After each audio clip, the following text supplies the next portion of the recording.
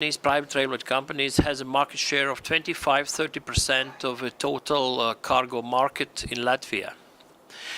And of course, that was created. I cannot say that it was a very easy way. That was quite a long story to switch from the, I must say, Soviet Union system in the railway, switch to the European system according to the European directives and according to European regulation. And I hope that we successfully. Oh, sorry. Oh, it's okay. You can finish. Sorry. Oh, sorry. Ne, it's okay. Ačiū labai už tai, kad tiek daug jūsų susirinko. Dar norėjau pabrėžti, kad klausimus taip pat galite užduoti rusų kalbą, jeigu jums patogiau. Ir tikrai man labai sunku kalbėti po tokio išsamaus situacijos paaiškinimo. Tiesiog norėsiu pabrėžti keletą dalykų, kuriuos ateityje, manau, turėsime mes diskutuoti tiek Lietuvoje, tiek visos ES lygmenių. Šiek tiek pakalbėsiu apie tai, kaip mes vykdome veiklą Latvijoje. Mes esame privati geležinkelių pervežimų įmonė, veiklą pradėjome prieš 20 metų. Jau 15 metų naudojamės valstybinėmis linijomis, geležinkelio linijomis. Apskritai privačios geležinkelių įmonės Latvijoje sudaro 25-30% bendros geležinkelių rinkos. Negaliu pasakyti, kad buvo labai lengva pereiti nuo Sovietų sąjungos sistemos, tai pasakyčiau, prie Europos sąjungos sistemos, laikantis visų Europos sąjungos direktyvų ir reglamentų, bet mums pavyko. Thank you very much. And then what I can say that we also created this environment, railway environment, which allows to cope with safety and security and all that technical requirements as they are in Europe. Taip pat norėčiau pasakyti, kad mums pavyko sukurti tokią geležinkelių aplinką, kuri leidžia užtikrinti saugumą ir visus techninius reikalavimus pagal ES taisyklės. Yes. And what are our plans in Lithuania? Mr. Schlesser already told briefly. I also want to confirm that what we are here is just to attract new cargoes, then also create new working places. And then we hope that through our participation in the market, we will help Lithuania a little bit liberalize the railway market. Tai, šiek tiek pakalbėsiu apie mūsų planus Lietuvoje. Ponas Šlesters jau pakalbėjo, norėčiau keletą dalykų pabrėžti. Mūsų planai, ką mes norime daryti Lietuvoje, tai yra tiesiog pritraukti daugiau krovinių į Lietuvą, sukurti darbo vietas ir dalyvauti rinkoje ir tokiu būdu Lietuvai padėti liberalizuoti šią rinką. I want to discuss maybe some brief points which are a little bit for discussion. The first is I cannot understand that why the legislation, today's legislation in Lithuania, just allows one cargo carrier to deliver cargo to Klaipėda and Kaliningrad. I cannot understand it. Šiek tiek keletą dalykų, kuriuos norėčiau aptarti, kad mes paskui galėtumėm juos padiskutuoti. Tai nesuprantu, pirmas dalykas, nesuprantu, kodėl Lietuvos teisės aktai leidžia vienam krovinių operatoriui tik vienam gabenti krovinius į Klaipėdą ir Kaliningradą.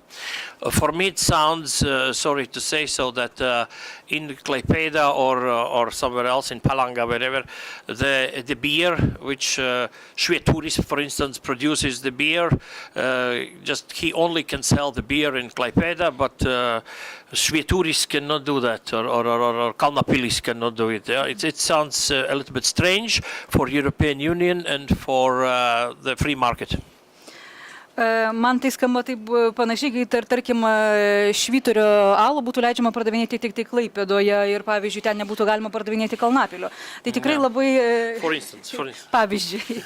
Tai tikrai labai keistai atrodo tiek visame ES, tiek laisvosios rinkos kontekste. What I heard in explanations from various sources that okay, we have to protect country, that's a safety or security question and so on. Na, ką aš girdėjau iš įvairių paaiškinimų. Aš girdėjau tai, kad toks sprendimas yra dėl to, kad reikia užtikrinti šalies saugumą. Yeah. As to security, no, as to safety, as to safety, first it's a question of safety. You know that very similar as in Latvia, the same also in Lithuania, what I have to admit, that there is a system of safety which are approved by legislation. Kalbant apie saugą, tai norėčiau pasakyti, kad tiek Latvijoje ir tiek Lietuvoje yra saugos sistema, kuri yra aprobuota teisės aktų. Yes, and our company here, Lithuanian company, I mean, is licensed and had a safety certificate, say, in B form, which is required by European Union, and we correspond to the safety measures which the Lithuanian government or Lithuanian legislation just established. Visos įmonės, norėdamos vykdyti veiklą, turi gauti licenciją, turi atitikti tam tikrus saugos reikalavimus keliamus ES ir mes visus tuos reikalavimus atitinkame. As to security, again, sorry to say that, you know this Petras Cvirka. It's a writer of fairy tales, he's a Lithuanian writer, and my grandmother just read me fairy tales of Petras Cvirka, Nemunas Novada Pasakas, something like that. Yeah, I think that's a fairy tale. That we can talk about the security, but I briefly explain why this argument is not so important in a case of these cargo carriers. Na, kalbant apie saugumą, turbūt žinote visi Petrą Cvirką ir mano močiutė skaitydavo man jo pasakas, tai aš galiu pasakyti, kad tai kaip ir pasaka.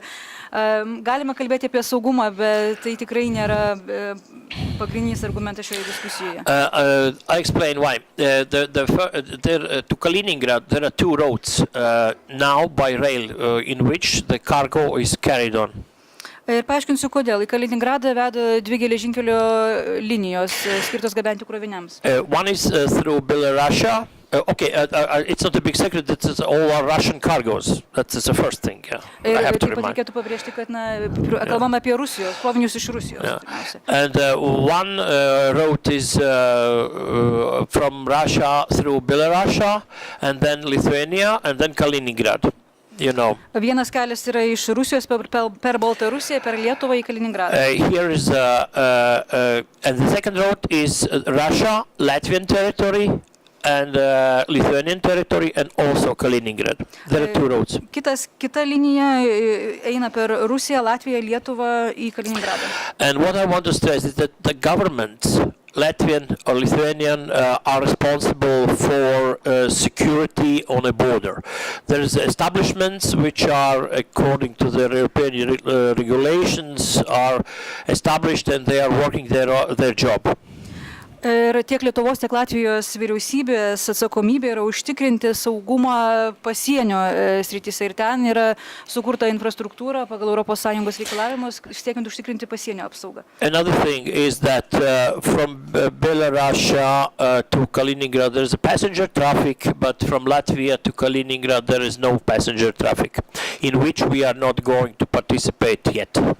Linija iš Baltarusijos į Kaliningradą taip pat vyksta ir keleivių pervežimas, iš Latvijos į Kaliningradą keleivių pervežimas nevyksta ir mes tame nesame suinteresuoti keleivių pervežimu. Yes, and all security questions probably would be solved on a European and third countries border. It means Lithuania, Belarus, and Latvia and Russia.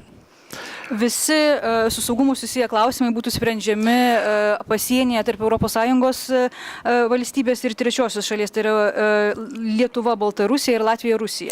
And we want to use this line in which Latvia is just dealing with this border crossing, and we see no problem because this cargo already exists. And we see no problem if it's already cleared by customs or by, security checkups, and we see no problem for us, a Lithuanian company, to go to Kaliningrad also. Ir mes norime naudotis tą liniją, per kurią eina krovinys, kuris eina per Latvijos pasienį ir mes nematome problemos, nes tas krovinys jau bet kokiu atveju yra gabenamas, jis egzistuoja, jis pereina Latvijos pusėje muitinę, visą saugumo patikrinimus ir mes nematome problemų. And if we talk about security,